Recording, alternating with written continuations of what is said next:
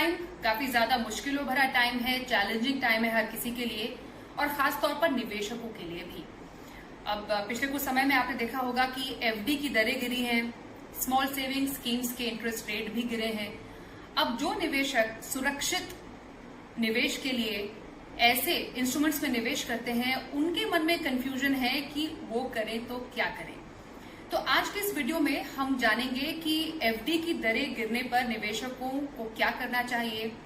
साथ ही हम ये जानेंगे कि एफडी का क्या कोई विकल्प है जो आप ट्राई कर सकते हैं, इस पर भी आज हम चर्चा करेंगे।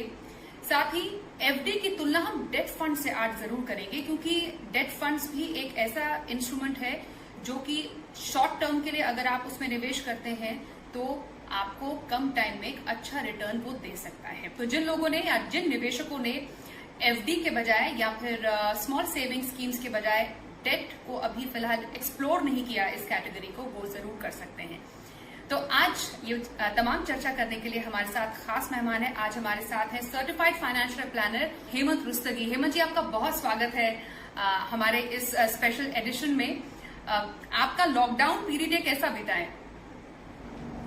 Swati, I think lockdown period शायद एक मिक्स बैग है।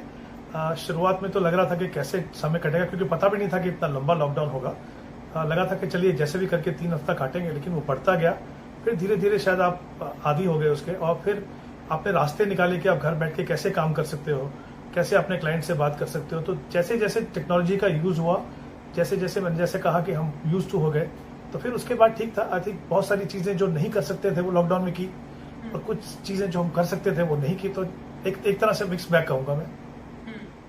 एब्सोल्युटली, टेक्नोलॉजी का यूज एक्चुअली सबसे ज्यादा इंपॉर्टेंट आपने कहा, वो हम सब ने सीखा है। और ये टेक्नोलॉजी का ही कमाल है कि हम घर में बैठकर इस वक्त आपसे कुछ पर्सनल फाइनेंस के बहुत ही इंपॉर्टेंट टिप्स ले रहे हैं। मन जी, सबसे इम्पोर्टेंट, जैसा मैंने शुरुआत में बोला, अभी निवेशकों का बहुत ही कंफ्यूजिंग टाइम है। जैसे आपने कहा कि लॉकडाउन का पूरा इमोशन काफी मिक्स बैग रहा है, निवेशकों का भी एक्सपीरियंस काफी मिक्स बैग रहा है, स्पेशली उन निवेशकों के लिए जो कि एक सुरक्षित निवेश का जरिया एफडी मानते हैं।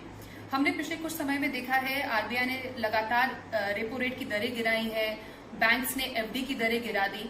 अब जिन निवेशकों का एफडी में पैसा है वो तो सोच रहे हैं कि हम जाएं तो जाएं कहाँ। स्मॉल सेविंग स्कीम्स के कुछ बेहतरीन जो स्कीम्स हैं उनके भी रेट्स गिरे हैं, इंटरेस्ट रेट्स गिरे हैं। क्या हम एक लो इंटरेस्ट रिजीम की तरफ बढ़ रहे हैं? आई थिंक स्वाति, मुझे लगता है हम ऑलरेडी उस रिजीम में है। क्योंकि अगर मैं पिछले 1 साल में देखूं, फरवरी 19 से लेके अभी तक, तो रेपो रेट जो 6.25 हुआ करता था वो 4% पे है। तो हम देख सकते हैं कि जो कटौती है वो 2.25% की हुई है। और जिस तरीके से अगर मैं खाली लॉकडाउन की ही बात करूं, तब भी वहां पे 1.15% की कटौती रेपो रेट के अंदर हुई है। और देखिए, वो इसलिए किया जाता है कि इकोनॉमी को हम कैसे रिवाइव करें। जब तक आप इंटरेस्ट रेट को नीचे नहीं लेके आएंगे, आप इकोनॉमी को रिवाइव नहीं कर सकते। लेकिन अनफॉर्चुनेटली उसका इम्पैक्ट उन डिपॉजिटर्स पे भी आता है जो अपना पैसा जो है स्मॉल सेविंग में रखते हैं या तो फिक्स डिपॉजिट में रखते हैं। क्योंकि जैसा हम जानते हैं कि अभी स्मॉल सेविंग के जो रेट्स हैं वो भी 10 ईयर जीसेक के साथ लिंक्ड हैं। तो जैसे जैसे वहां पे यील्ड नीचे आती है, यहाँ पे भी हमने देखा कि कटौती हुई है। तो हुआ क्या है कि हम देख रहे हैं कि एफडी के रेट नीचे आए हैं। इनफैक्ट अभी रिसेंटली जब एफडी के रेट कटे, तो एसबीआई का तो 1 ईयर का जो फिक्स डिपॉजिट का जो रेट है वो ऑलमोस्ट 17 साल जो पहले था उसके नजदीक पहुंच गया है।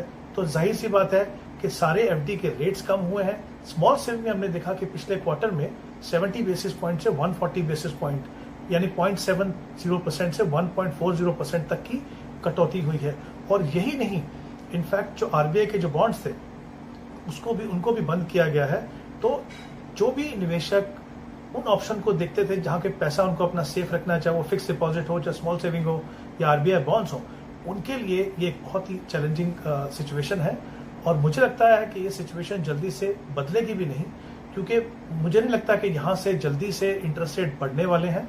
इनफैक्ट मुझे तो लगता है कि शायद जिस तरह की इकोनॉमी के ऊपर इम्पैक्ट पड़ा कोविड-19 का, हो सकता है कि हम एक और रेट कट देखें।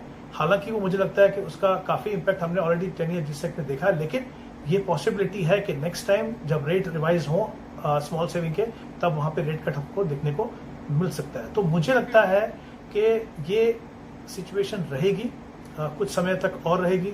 और कहीं ना कहीं जो निवेशक ऐसी ऑप्शंस को देखते हैं जहां पे उनको सेफ्टी लगे, तो उनको कुछ ना कुछ इससे आगे बढ़ के सोचने का समय आ गया है, क्योंकि जैसा मैंने कहा ये सिचुएशन जल्दी से बदलेगी नहीं। एब्सोल्युटली। अब जैसे हम न्यू नॉर्मल के लिए अपने आप को एडजस्ट करें, निवेशकों को भी इस इन्वेस्टमेंट के न्यू नॉर्मल के लिए अपने आप को एडजस्ट करने की जरूरत है। हेमंत जी, ऐसे में जो निवेशक ऑलरेडी एफडी में इन्वेस्टेड है या स्मॉल सेविंग स्कीम्स में उसका अच्छा खासा पैसा इन्वेस्टेड है, उसको अब इस गिरती दरों के साथ क्या स्ट्रैटेजी अपनानी चाहिए, क्या करना चाहिए निवेशक? देखिए, मुझे लगता है कि ये जो हम ऑप्शंस की हमने बात की, जैसे आरबीआई बॉन्ड्स तो बंद हो गए, मुझे लगता है कि पहले भी एक बार बंद हुए थे, शायद दोबारा से आएंगे, लेकिन वहां पे रेट जो है कम मिलेगा। तो जहां तक एक वो ऑप्शन का सवाल है, दूसरा जो बैंक एफडी है या जो स्मॉल सेविंग है, वो तो है ऑप्शन आपके पास, चाहे कितना भी रेट उसका कम हो जाए। मुझे लगता है कि जो कंजर्वेटिव इन्वेस्टर्स हैं या जो वो इन्वेस्टर्स हैं जो मार्केट लिंक प्रोडक्ट में नहीं जाना चाहते, उनके लिए कहीं ना कहीं इसका रोल तो हमेशा रहेगा। शायद ये करने की जरूरत है कि अपने पोर्टफोलियो का कुछ हिस्सा, जैसे मैंने पहले कहा, समय आ गया है कि हम उसको थोड़ा सा आगे बढ़ के देखें, कुछ और ऑप्शंस को देखें, ताकि हम थोड़ा सा रिस्क लेके थोड़ा सा अपनी रिटर्न को बढ़ा सकें। तो जो impact come rate of return का हमारी स्मॉल सेविंग और जो फिक्स डिपॉजिट पे पड़ा है, उसको कहीं ना कहीं हम थोड़ा सा उसकी भरपाई कर पाए। तो शायद एक ऐसा पोर्टफोलियो बनाने की जरूरत है जो मिक्स हो। ये ऑप्शन तो हमेशा रहेंगी मुझे लगता है। इसके अलावा कुछ और ऑप्शंस डेफिनेटली ऐसी देखनी पड़ेंगी, चाहे वो मार्केट लिंक प्रोडक्ट हो, चाहे वो म्यूचुअल फंड्स हो, चाहे वो कुछ और प्रोडक्ट्स हो, डेफिनेटली उनको ऐड करने की जरूरत है। अब इस पूरी कैटेगरी में एक और काफी पॉपुलर जो फाइनेंशियल प्रोडक्ट है, जो कैटेगरी है हेमंत जी, वो डेट फंड्स होते हैं। अब जो कंजर्वेटिव निवेशक, जो आपने जैसा कहा, वो यूजुअली एफडीज, बैंक एफडीज या स्मॉल सेविंग स्कीम्स में अपने आप को सुरक्षित समझते हैं। लेकिन क्या इस टाइम पर एफडी के अलावा या एफडी के साथ साथ डेट फंड्स को भी एज अ विकल्प हमें देखना चाहिए? क्योंकि ये तो साफ है कि डेट फंड्स एफडी के मुकाबले बेटर रिटर्न दे रहे हैं, लेकिन हाँ, क्योंकि ये मार्केट लिंक प्रोडक्ट है, जो जोखिम नहीं लेना चाहते वो शायद पहले सोचे 2 बार डेट फंड्स में निवेश करने के पहले, और क्योंकि मार्केट में इतनी ज्यादा उथल पुथल है तो और भी ज्यादा सोचने को मजबूर हो जाएंगे, क्या डेट फंड्स में हमें जाना चाहिए कि नहीं जाना चाहिए। तो एफडी के निवेशक के लिए डेट फंड्स में जाने का आप विकल्प सुझाएंगे? देखिए स्वाति, डेफिनेटली मैं सुझाऊंगा। मुझे लगता है कि जैसा मैंने पहले भी कहा कि वक्त आ गया है कि हम पोर्टफोलियो का कुछ हिस्सा ऐसी इन्वेस्टमेंट ऑप्शन में डालें जहां पे शायद थोड़ा रिस्क हो सकता है, लेकिन वो भी अगर हम सही तरीके से ऑप्शन को चुने तो काफी हद तक हम रिस्क को कम कर सकते हैं। तो दोनों का डिफरेंस समझते हैं। देखिए, एफडी, स्मॉल सेविंग, वो तो हम सभी जानते हैं वो है क्या। जो डेट फंड्स है म्यूचुअल फंड्स के, वो भी डेट इंस्ट्रूमेंट्स के अंदर इन्वेस्ट करते हैं। तो अच्छी बात यह है कि काफी कैटेगरी के फंड्स हैं म्यूचुअल फंड्स के पास, ऑलमोस्ट 16 कैटेगरी ऑफ फंड्स हैं। तो शायद उनको चुनना थोड़ा सा इन्वेस्टर के लिए ओवरवेलमिंग हो सकता है, लेकिन फॉर्चुनेटली क्या है, हर डेट फंड के अंदर लिखा रहता है कि किस तरह का पोर्टफोलियो होगा, कितने टाइम होराइजन के लिए वो सही है। तो उसको अगर आप मैच कर लें तो आप सही चुनाव कर सकते हैं। अब देखते हैं ये इसका फायदा क्या है। अगर आप मान लीजिए पैसा जो सेविंग बैंक में रखते हैं, उसके सामने अगर आप लिक्विड फंड है म्यूचुअल फंड का, तो आपको रिटर्न जो है 1.5-2% थोड़ी ज्यादा मिल सकती है। अगर और थोड़ा सा वक्त आपके पास ज्यादा है, 1.5-2 साल 3 साल, तो आप शॉर्ट टर्म जो फंड्स हैं वो आप देख सकते हैं। उसके अलावा भी बहुत सारी कैटेगरी। हाँ, मैं ये बता दूं कि क्योंकि ये मार्केटिंग प्रोडक्ट है, इंटरेस्ट रेट का इनवर्स रिलेशनशिप रहता है, यानी जब इंटरेस्ट रेट नीचे जाते हैं तो बॉन्ड प्राइसेस जो है ऊपर जाते हैं, और अगर ये तो उसका ऐसा उल्टा असर आता है। इसका मतलब यह है कि अगर आपने इंटरेस्ट रेट साइकिल को ठीक से नहीं पकड़ा, यानी अभी हम कहां पे हैं, जैसे हमने बात की कि इंटरेस्ट रेट ऑलरेडी कट हो चुके हैं, और वही एक कारण है कि हम देख रहे हैं कि डेट फंड की परफॉर्मेंस अच्छी है। लेकिन सवाल यह है कितना रिस्क है इसके अंदर, आगे पोटेंशियल क्या है। अगर जैसा मैंने कहा, इस सिचुएशन में अगर आप सही तरीके से डेट फंड को चुने, जो कैटेगरीज हैं, जैसा मैंने कहा 16 कैटेगरी है, सारी कैटेगरीज आपको नहीं देखने हैं, कुछ काफी रिस्की कैटेगरीज हैं, उनको आपको छोड़ना है। आपको 1 या 2 कैटेगरी को आपको अगर देखें, अपना टाइम होराइजन रखा थोड़ा लंबा, अगर 3 साल 5 साल के लिए रखें, तो डेफिनेटली मुझे लगता है एक तो आपको रिटर्न बेहतर मिल सकती है यहाँ पे।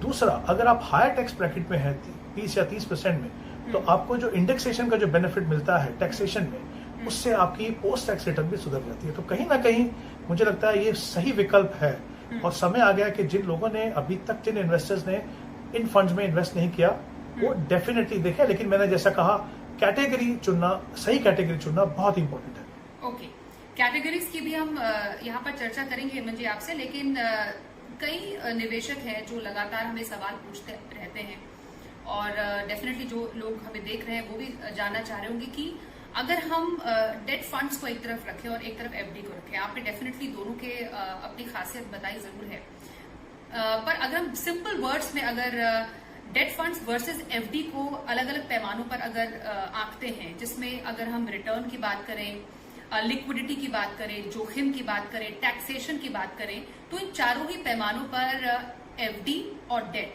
दोनों में क्या डिफरेंस बताएंगे वेरी सिंपल वे में? आई थिंक ये काफी अच्छा सवाल है। अगर मैं एफडी की बात करूं, जैसे मैंने पहले भी कहा, एफडी को हम सब समझते हैं। एफडी का फायदा क्या है, हम क्यों एफडी या स्मॉल सेविंग में जाते हैं? क्योंकि हम चाहते हैं कि हमारा पैसा बिल्कुल सेफ हो, वहां पे रिस्क ना हो।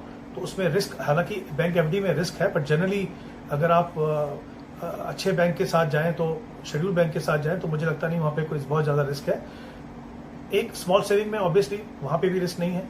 दूसरा आपको फायदा ये होता है कि आप देखते हैं कि जो रेट ऑफ इंटरेस्ट जो है वो ऑलरेडी प्री डिटर्मिंड है, आपको मालूम है इन्वेस्ट करने के टाइम, डिपॉजिट करने के टाइम कि कितना आपको मिलेगा। तो ये दो कारणों के लिए हम जाते हैं। लेकिन वहां पे प्रॉब्लम क्या है, एक या दो ऑप्शन को छोड़ के स्मॉल सेविंग में अगर हम जाए, मान लीजिए पब्लिक प्रोविडेंट फंड हो गया, एक दो ऑप्शन ऐसी हैं जहां पे आपको टैक्स फ्री रिटर्न मिलता है, बाकी सब में आपको टैक्स देना पड़ता है। अभी हम अगर डेट फंड्स की बात करें, डेट फंड ये मार्केट लिंक प्रोडक्ट है। तो ये कहाँ इन्वेस्ट करते हैं? मनी मार्केट इंस्ट्रूमेंट में, शॉर्ट टर्म डेट फंड्स में, कॉर्पोरेट बॉन्ड में, गवर्नमेंट सिक्योरिटीज में इन्वेस्ट करते हैं। लेकिन जैसा मैंने कहा, ये मार्केट लिंक क्यों है? क्योंकि इंटरेस्ट रेट का जो मूवमेंट होता है उसका इम्पैक्ट इनके ऊपर पड़ता है। और इससे दो चीजें होती हैं। फायदा ये है कि आपको रिटर्न अच्छा मिल सकता है, क्योंकि इनमें पोटेंशियल है कि एफडी से ज्यादा रिटर्न दे आपको, और अगर इंटरेस्ट रेट साइकिल अगर ठीक से पकड़ा तो अच्छा रिटर्न मिल सकता है वहां पे। एक वो चीज है। दूसरा, टैक्सेशन की अगर मैं बात करूं, बहुत ही इंपॉर्टेंट रोल प्ले करता है यहाँ पे, स्पेशली जो निवेशक हायर टैक्स ब्रैकेट में है। एफडी में अगर मान लीजिए 30% में है, आपने जो भी इंटरेस्ट लिया उसके ऊपर 30% टैक्स आपको पे करना है। म्यूचुअल फंड में अगर आप 3 साल या उससे ज्यादा समय रखते हैं तो उसको लॉन्ग टर्म कैपिटल गेन माना जाता है, जहां पे आपको, जैसे मान लीजिए 7% का आपको रिटर्न मिला डेट फंड के अंदर, और मान लीजिए इन्फ्लेशन जो है वो 4-4.5% है, तो जो 2.5% है दोनों का गैप, उसके ऊपर आपको 20% टैक्स पे करना है। तो आप डिफरेंस देख सकते हैं कि टैक्सेशन पॉइंट ऑफ व्यू से, पोटेंशियल पॉइंट ऑफ व्यू से, लेकिन रिस्क है। रिस्क ये है कि इंटरेस्ट रेट मूवमेंट हो सकती है, डिफॉल्ट हो सकती है। तो इसीलिए प्रपोर्शन आपको सही रखना है। लेकिन जैसा मैंने कहा कि उसमें भी ऐसी कैटेगरीज हैं, डेट फंड बाय नेचर, जैसा हमने कहा, सेफर है। लेकिन अगर आपने मान लीजिए लॉन्ग ड्यूरेशन का पोर्टफोलियो ले लिया, या आपने मीडियम टू लॉन्ग टर्म ले लिया, या क्रेडिट रिस्क फंड ले लिया, वो जो कैटेगरीज है वो काफी रिस्की हो सकती है। तो सही ऑप्शन अगर आप चुने, सही मात्रा में अपने पोर्टफोलियो का पैसा जो है डेट फंड में लगाएं, तो वो काफी अच्छी एडिशन आपके पोर्टफोलियो के लिए हो सकती है। ओके, क्योंकि आप कह रहे हैं कि सही मात्रा में और सही डेट फंड का चुनाव, क्या एफडी और डेट, मतलब ऑलरेडी जो निवेशक एफडी में इन्वेस्टेड हैं, वो डेट में कितना पोर्शन सोच सकते हैं अपने पोर्टफोलियो में शामिल करना? मतलब एफडी भी जिसको रखना है और डेट भी रखना है, क्या कोई एक परसेंटेज है जो अपने पोर्टफोलियो में दोनों को डिवाइड करके रखा जा सकता है, सो दैट बहुत ज्यादा डेट कैटेगरी में ही उनका एक्सपोजर ना हो जाए उनके पोर्टफोलियो में? देखिए, डिपेंड करता है अगेन, जैसा मैंने कहा, जो आपका सेविंग का जो पैसा है, सेविंग बैंक का, मान लीजिए वो लिक्विड फंड में आप अगर डालते हैं, तो आपने एक लिक्विडिटी की बात कही थी। ये पैसा भी नेक्स्ट डे आपको मिल जाता है, अगर आपके खाते में पैसा आ जाता है। अगर आपको 1.5-2% ऊपर मिलता है, उससे ज्यादा मिलता है, तो उसमें कोई कमी नहीं है। आप कुछ पैसा सेविंग बैंक में रखिए, बाकी आप लिक्विड फंड में रखिए। लेकिन अगर हम slightly medium term to long term की अगर बात करें, जो एक हमेशा कोर होता है हमारे पोर्टफोलियो का, तो वहां पे अगर हम देखें, तो जैसा मैंने कहा कि एक थंब रूल हो सकता है कि 30 से 40% पैसा आप डेट फंड में लगा सकते हो।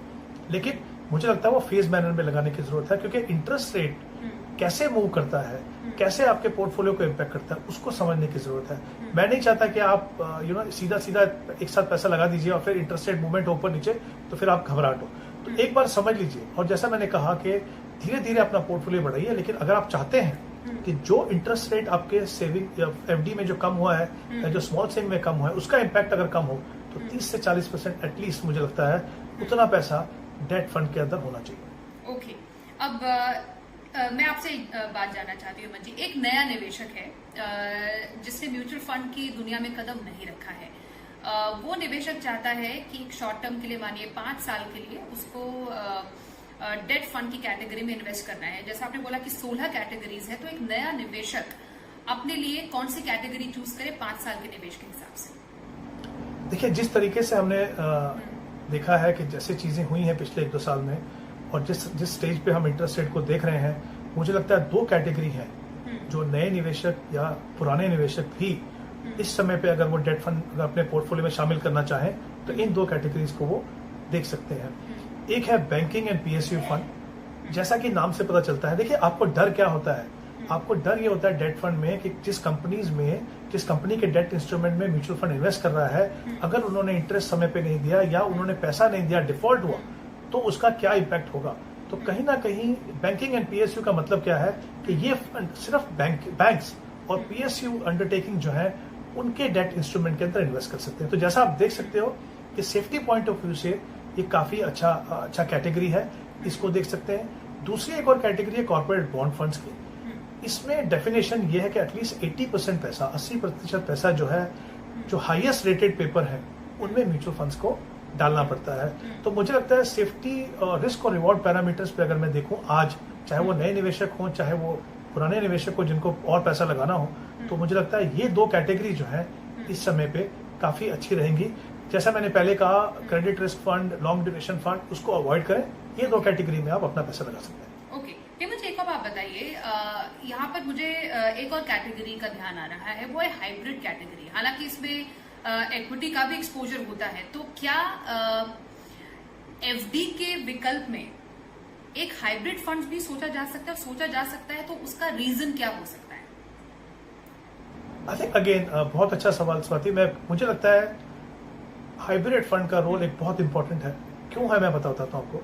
जब हम एसेट एलोकेशन की बात करते हैं तो हम जनरली, जैसे हमने देखा है हमारे देश में 3 या 4% लोग हैं जो इक्विटी में पैसा लगाते हैं। क्योंकि वो क्यों नहीं ऐसा होता है, क्योंकि डर ये होता है कि इक्विटी मार्केट की जिस तरह से परसेप्शन है, ऐसा लगता है कि बहुत ज्यादा रिस्क है। ऑफकोर्स रिस्क है उसके अंदर, लेकिन वहां पे भी अगर आप ठीक तरीके से इन्वेस्ट करें, अपना एलोकेशन सही रखें, तो आपका पोर्टफोलियो रिटर्न जो है कहीं बेटर हो सकता है। अब प्रॉब्लम यह है कि अगर आप मान लीजिए फर्स्ट टाइमर है, अगर आप FD, small saving, RBI bond से हट के आप अपनी इन्वेस्टमेंट करना चाहते हो, तो एक विकल्प तो सीधा साधा आपके पास ये है कि आपने डेट फंड्स को देख लिया। दूसरा, कहीं ना कहीं मुझे लगता है अगर आप वाकई में लॉन्ग टर्म में वेल्थ क्रिएट करना चाहते हो, या जिसको हम बोलते हैं ना कि positive real rate of return, वो क्या है, हमें उसको समझने की जरूरत है। वो क्या चीज है, आपका जो ग्रॉस रिटर्न है माइनस आपका जो टैक्स और माइनस इन्फ्लेशन, वो जब तक पॉजिटिव नहीं है तब तक आप ये समझ लीजिए कि आपके पैसे की वैल्यू कम होती जा रही है और आप बहुत बड़ा रिस्क ले रहे हो। हाइब्रिड फंड का मतलब ये, कुछ पैसा इक्विटी में, कुछ पैसा आर्बिट्राज में, कुछ पैसा डेट में। उसमें भी मुझे लगता है कि आप ऐसे फंड में जाएं जहां पे इक्विटी का एक्सपोजर जो है वो रिस्ट्रिक्टेड हो, बहुत ज्यादा एक्सपोजर ना हो, क्योंकि उसके लिए आप तैयार नहीं है। आपको ये समझने की जरूरत है कि अगर मेरे पोर्टफोलियो में इक्विटी भी है, डेट भी है, आर्बिट्राज भी है, तो वो बिहेव कैसे करता है, उसका पोटेंशियल क्या है। तो मुझे लगता है कि जैसे कैटेगरी है इक्विटी सेविंग फंड, इसमें क्या होता है, इक्विटी में एक्सपोजर रिस्ट्रिक्टेड रहता है, मान लीजिए 15-20% रहेगा या उससे थोड़ा ज्यादा। बाकी पैसा आर्बिट्राज में होता है और 30-40% पैसा जो है डेट में रहता है। आर्बिट्राज में बता दूं कि आर्बिट्राज एक काफी सेफ ऑप्शन है, क्योंकि इसमें कोई भी direct exposure, open exposure equity में नहीं रहता है। तो ये जिस तरह से डेट है उस तरह से मैं कहूंगा कि आप आर्बिट्राज को देख सकते हैं। तो ये जो कॉम्बिनेशन है ये आपको अलाउ करेगा, डेट में भी आपका पैसा है और इसमें जो टैक्सेशन जो मिलता है वो इक्विटी फंड्स का मिलता है। यानी उसमें क्या होता है, 1 साल के बाद अगर आप पैसा निकालते हैं, हालांकि इसमें आपका होराइजन लंबा होना चाहिए, 1 साल बाद निकालेंगे तो आपको 10% टैक्स पे करना है, तो कहीं, और अगर 1 साल से पहले निकालेंगे तो आपको 15% पे करना है। तो I think taxation point of view से, फ्लेक्सिबिलिटी पॉइंट ऑफ व्यू से और रिटर्न का पोटेंशियल, क्योंकि 20% इक्विटी जो है, मान लीजिए अगर 20% भी मार्केट गिरता है तो आपके पोर्टफोलियो पे 4% का फर्क पड़ा, लेकिन जो आपका रिमेनिंग 80% है वो जो पैसा कमाएगा, कहीं ना कहीं आप देखेंगे कि नेगेटिव होने के chances over a longer term कम हो जाते हैं। साथ ही पोटेंशियल आपको मिलता है कि आप रिटर्न बेहतर पा सकते हैं। तो हाइब्रिड फंड्स का एक्सपोजर पोर्टफोलियो में कितना रखा जाए, मतलब डेट फंड्स और हाइब्रिड फंड्स दोनों को पोर्टफोलियो में शामिल किया जा सकता है? देखिए, डेट फंड का जैसे मैंने कहा 30-40% हो सकता है, ओके। हाइब्रिड का 10 से 15% हो सकता है, लेकिन जैसा मैंने पहले भी कहा था, मैं चाहूंगा कि ये फेज मैनर में हो, क्योंकि किसी भी इन्वेस्टर्स के लिए अपना माइंडसेट बदलने के लिए थोड़ा समय चाहिए। और अगर आप थोड़ा सोच समझ के करेंगे तो आप ये समझ पाएंगे कि किसी भी ऑप्शन में पैसा लगाने से पहले उसके रिस्क क्या है, उसके पोटेंशियल क्या है, दोनों चीज पे ध्यान रखना पड़ेगा। कभी कभी हम क्या होता है, रिटर्न देके सिर्फ पोटेंशियल देखते हैं, उसका रिस्क नहीं समझते हैं, और जब वो रिस्क हमारे सामने आता है तो हमें डिसअपॉइंटमेंट होती है। तो अगर आप उस सिचुएशन को अवॉइड करना चाहते हो तो धीरे धीरे अपना एक्सपोजर बढ़ाइए। बट एक समय पे ये पक्की बात है कि आगे जाके हमारा एक्सपोजर स्मॉल सेविंग और एफडी में काफी मात्रा में कम होना ही पड़ेगा अगर हम चाहते हैं कि हम positive real rate of return कमाएं, यानी इन्फ्लेशन से ज्यादा कमाएं। तो ये over a period of time phase manner में कहीं ना कहीं इन दोनों ऑप्शन में आपका पैसा कम होना चाहिए। डेट फंड और हाइब्रिड फंड्स में पैसा आपका एलोकेशन बढ़ना चाहिए। ओके, और आखिर में हेमंत जी मैं आपसे यही पूछूंगी कि जो कैटेगरीज आपने रेकमेंड की है, डेट फंड्स की, हाइब्रिड कैटेगरी आपने रेकमेंड की है, कौन से ऐसे फंड्स हैं जो आपको लगता है कि जो निवेशक हैं, जो लोग इस वक्त हमें देख रहे हैं और वो अपना रुझान बढ़ाना चाहते हैं एफडी से थोड़ा सा हटाकर डेट कैटेगरी की तरफ या फिर हाइब्रिड की तरफ, कौन से फंड्स आप रेकमेंड करेंगे इन कैटेगरीज में? देखिए, जैसा मैंने कहा कि मेरी फर्स्ट प्रेफरेंस जो होगी वो अब बैंकिंग एंड पीएसयू रहेगी, स्पेशली जो फर्स्ट टाइम इन्वेस्टर्स हैं। उसके बाद अगर एक बार थोड़ा कंफर्टेबल हो जाए तब जाके वो कॉर्पोरेट बॉन्ड को देखें। तो मैं चाहूंगा कि शुरुआत जो है बैंकिंग एंड पीएसयू फंड से हो। तो उसमें कोटक का banking and PSU fund, SBI banking and PSU fund और Axis banking and PSU fund, ये 3 फंड हैं। तीनों के पोर्टफोलियो काफी अच्छे हैं, परफॉर्मेंस काफी कंसिस्टेंट है। तो इनमें से कोई भी एक फंड से या 2 फंड से शुरुआत की जा सकती है। फिर जैसे हमने इक्विटी हाइब्रिड की बात की, इक्विटी सेविंग फंड की बात की, वहां पे भी मैं चाहूंगा कि जैसे कोटक का इक्विटी सेविंग फंड है, इनफैक्ट वो इस कैटेगरी का पहला फंड था, तो वहां से शुरुआत कर सकते हैं। आईसीआईसीआई का भी एक इक्विटी सेविंग फंड है, उसको भी आप देख सकते हैं। तो ये कुछ ऐसी ऑप्शंस हैं जहां से अपने पोर्टफोलियो की आप शुरुआत कर सकते हैं, और जैसे जैसे आपको समझ आए वैसे वैसे अपने पोर्टफोलियो को आप एक्सपेंड कर सकते हो। लेकिन शुरुआत करने के लिए 2 कैटेगरी बहुत अच्छी है। ओके, तो ये कुछ ऐसे फंड्स हैं, कुछ कैटेगरीज उन निवेशकों के लिए जो कि पारंपरिक तौर पर एफडी और स्मॉल सेविंग स्कीम्स में इन्वेस्ट करती आई है, उनके लिए एक नया होराइजन है इस न्यू नॉर्मल में, जो कि डेट फंड्स और हाइब्रिड कैटेगरी एक ऐसी है जिसमें आप निवेश कर सकते हैं। बहुत बहुत शुक्रिया हेमंत जी हमारे साथ आज के इस स्पेशल एडिशन में शामिल होने के लिए और निवेशकों को इस बदलते समय के साथ अपनी निवेश नीति बदलने के लिए और उनको सजेस्ट करने के लिए क्या करना है उसके लिए। बहुत शुक्रिया सर। तो इसी के साथ हमारे इस ऑनलाइन एडिशन में आज के लिए बस इतना ही। अपना ख्याल रखिएगा। नमस्कार।